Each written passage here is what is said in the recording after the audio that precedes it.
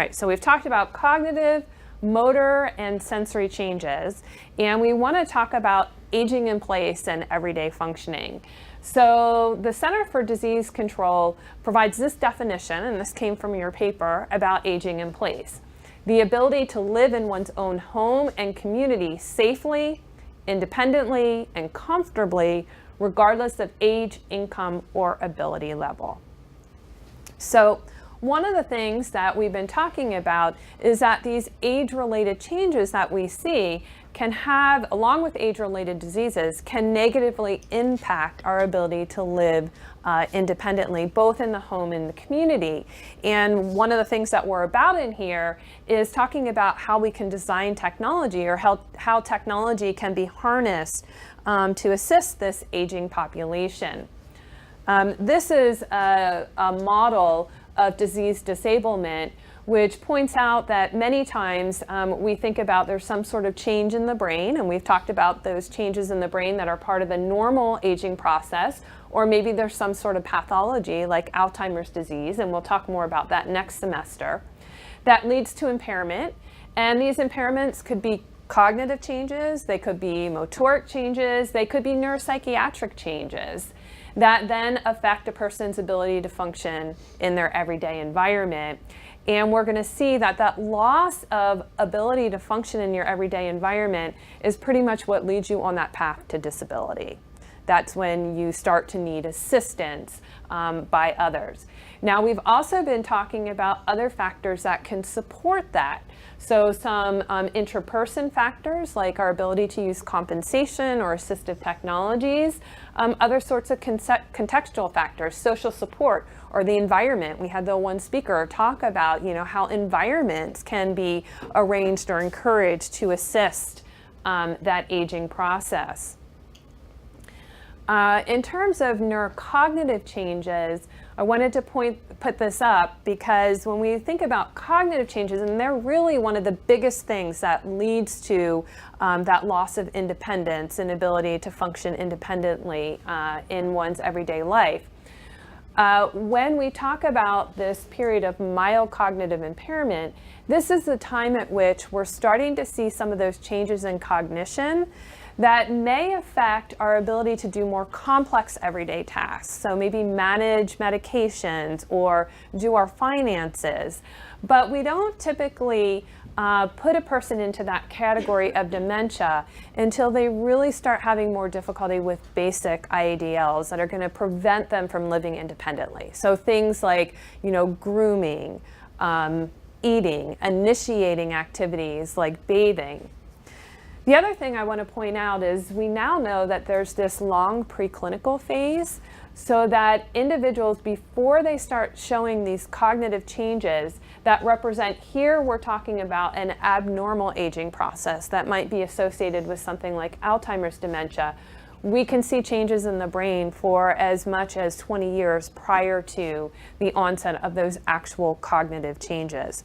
And that's one of the reasons why there's a lot of interest in trying to identify people preclinically with biomarkers so that we can institute treatments earlier. All right, but let's talk about everyday functioning, how these changes related to aging can affect everyday functioning.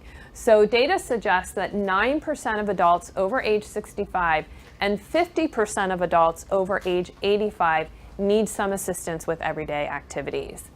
Now, why this is important is that these functional impairments that we see can have a lot of negative healthcare consequences. So they can lead to things like increased healthcare utilization, so increased cost of care for an individual, placement in long-term care facilities, more time in the hospital, falls. They can also impact a person's self-esteem, how they feel about themselves, affect their quality of life, as well as that of their caregivers.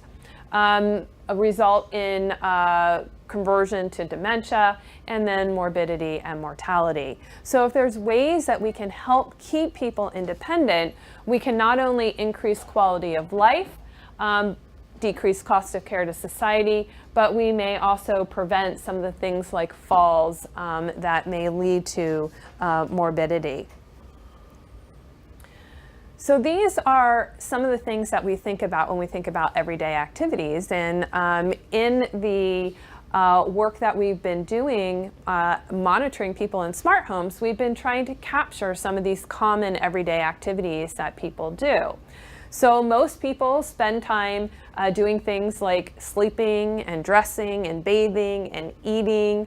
Many people take medications, do housework, engage in recreation. And so these are some of the things that we try to tap into when we want to get a sense of how well a person is engaging in their everyday life. Now, clinically, we've talked about different measurements or different ways that we can do this. And we've talked about things like self-report and informant report. And we've said that these allow us to get views of maybe how people are doing over a lot of different activities over different time points in their everyday life. But what's a big limitation of getting self and informant report data? We talked about this a lot, so I won't let the psychology students answer. Some of the engineering students. What's a big problem with self and informant report data? Can we feel 100% confident in what everyone says? No, that's the thing, right? There could be biases, there could be lack of insight, and so we may not always be getting accurate information. And in some of the work that Kat's been working on with medication adherence, her data suggests that, like, what are the statistics of when you ask people how well they're doing with meds? Okay, so people self-reporting 90% accuracy with medications, but showing 50% adherence. That's a big difference. And a lot of that is people's self-perceptions of how well they're doing with things. Okay, we can use our cognitive tests, and I just showed you a whole bunch of cognitive tests, right? Connect those dots, cross out numbers as quickly as you can. So what do you think is one of our limitations with these cognitive tests that we give people? Okay, so we have that question of how well do they predict everyday life? And some of our tests do, but they weren't designed to do that. And we have to be really cautious about that, but that's something that we're often asked to do from our cognitive test, right? Predict how a person is doing in their everyday life. Okay. Okay, very good. So when we're collecting this data, and same thing goes for our performance-based measures that look more like everyday tasks, we're giving them at one time point, right? So we get that data at one time point. Could be a good day, could be a bad day, maybe the person didn't sleep well, maybe they're really anxious, and those sort of things can affect the type of performance that we're seeing. So those practice effects that come into play, and we see that with our repeated testing with individuals. In fact, the students sometimes go and the person, is that story A or story B? Like, even though we rotate them, they still remember, that it's, they've had this story before. So those practice effects, and in fact we have formulas that try and take into account those practice effects so that we can actually see whether there's some sort of real changes that are occurring. But those are really important points. So these performance-based tests are designed to mimic more what people are doing in their everyday lives. So we might give people a sheet of paper that has some nutrition information on it and ask them to, provide us with an answer to a nutrition question. Or we might actually give them medication bottles and have them give us pills according to a medication schedule. Or do simple things like give us change back. So actually work with real world instruments, but again, it's in a contrived setting, right? It's not naturalistic. So another thing that we can do is do naturalistic direct observation. And we've done a lot of this in the smart home, where we bring people into the smart home and we ask them to do these certain tasks. Now, in those sort of environments, you have to come up with coding schemes in terms of how you're going to code your data, because you're observing the person and you're looking for errors and you're looking for accuracy. You can also send them out into the real world environments. You could take them out to a real mall and give them some tasks that you need to do. But again, you need to code that information. One of the nice things about these naturalistic direct tasks is that They're a little bit more open-ended than what you typically see in some sort of test that we give in the laboratory, when usually there's just one answer that the person can do. So this is an example of our 8 activities where we had people do everyday tasks like sweep and dust, or prepare a meal, and it was oatmeal in this example with some raisins, water plants, operate a DVD. And what we did was we coded the accuracy of how well people did this. Did they miss steps? Did they substitute items? Were they inefficient so that they had to keep searching for things, or going back and forth between things? And this just shows data across middle-aged, young old, and old for a number of these different types of tests. So these are people's self-report of how they're doing. This is more a performance-based measure where they just get a piece of paper and they have to answer everyday sorts of questions. This is where they actually work with things like a checkbook or medications. And then this is our direct observation score from our 8 activities.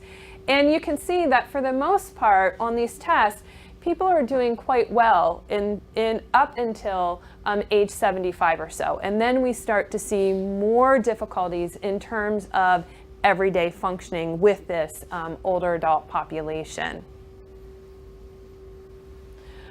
This is another graph to point out that one of the difficulties that we actually see with a lot of our measures of everyday functioning is that they don't correlate well with each other. And this brings in the problem of what is the gold standard, right? How am I going to make a decision as to how I should be measuring everyday functioning? Because if I measure it with self-report, I could get a very different answer than if I measure it with one of these performance-based measures. And in fact, these performance-based measures aren't even correlating well with each other. In our data, our direct observation score actually correlated very well, well, not very well, but it correlated with both a performance and a self-report in our argument, and actually both contributed to variance and a regression. And our argument is that both of these types of tests might be capturing different things that are important in everyday functioning. And so they both might be giving us something about everyday functioning that we're not getting from just one of those measures.